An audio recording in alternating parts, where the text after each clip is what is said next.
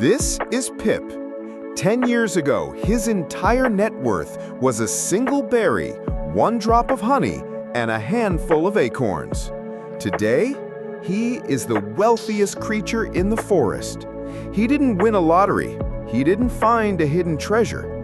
He used a secret, a quiet, invisible magic that anyone can use.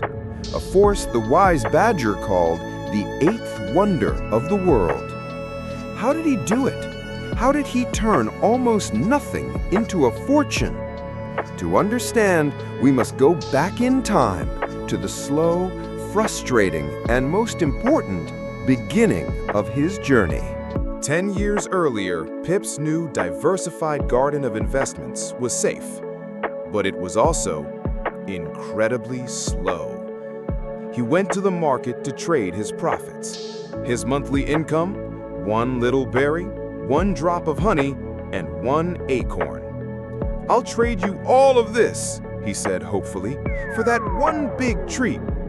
The crow merchant looked at his meager offerings and simply laughed. "This is not enough, little gopher, not even close."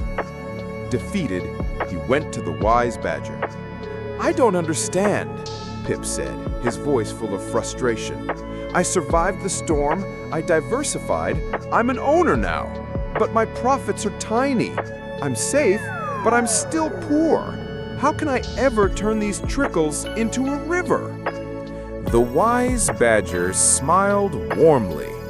"Because you are still thinking like a worker, Pip. You are collecting your profits to enjoy them immediately. But the wealthiest creatures in this forest don't just spend their profits, they plant their profits." The badger led Pip to a long, snowy hill. He picked up a tiny pebble, no bigger than a seed. "Imagine this is your profit, Pip. Small and insignificant, right?" Pip nodded. The badger then placed the pebble at the very top of the hill and gave it a gentle push.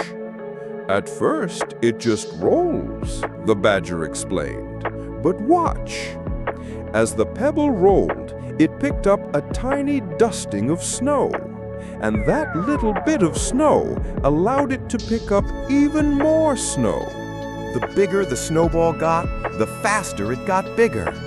By the time it reached the bottom of the hill, the tiny pebble had disappeared inside an unstoppable avalanche of snow. "That, Pip," the badger said, his eyes twinkling, "is compound interest. It is your profits earning their own profits." Pip's eyes went wide with understanding. He had to try it. So, at the end of the first year, when the field mice gave him his share of berries from their patch, he didn't eat them. He asked them to use the seeds inside to plant new bushes. He took the drop of honey and traded it for a few more bees for the hive. He took the single acorn from his new tree and planted it right next to it. He reinvested everything. His friends, the squirrels, thought he was crazy. "Pip, you're a fool!" they chattered, bits of food flying from their mouths. "Profits are for eating! Why work so hard if you never enjoy it?" Pip hesitated for just a moment. The squirrel's feast looked delicious, but he remembered the snowball. He kept planting. The growth was slow, so slow it was almost painful. The next year, the berry patch gave him 2 berries. The beehive gave him 2 drops of honey. It wasn't much, but it was working. He reinvested it all again, and again, and again. Year after year, he never touched his profits. He just put them straight back to work. Then it felt like it happened all at once. 10 years later, Pip wasn't collecting single berries anymore. His berry patch had grown so large that his share was now a whole basketful every month. His few bees had turned into a dozen buzzing hives, producing barrels of golden honey. And his single acorn, and all the acorns that came after it, had grown into a small forest of strong, fruit-bearing trees. The tiny, separate trickles of profit had finally combined and grown into a steady, flowing river of wealth. Pip's small garden had become a thriving ecosystem of assets, all growing on their own.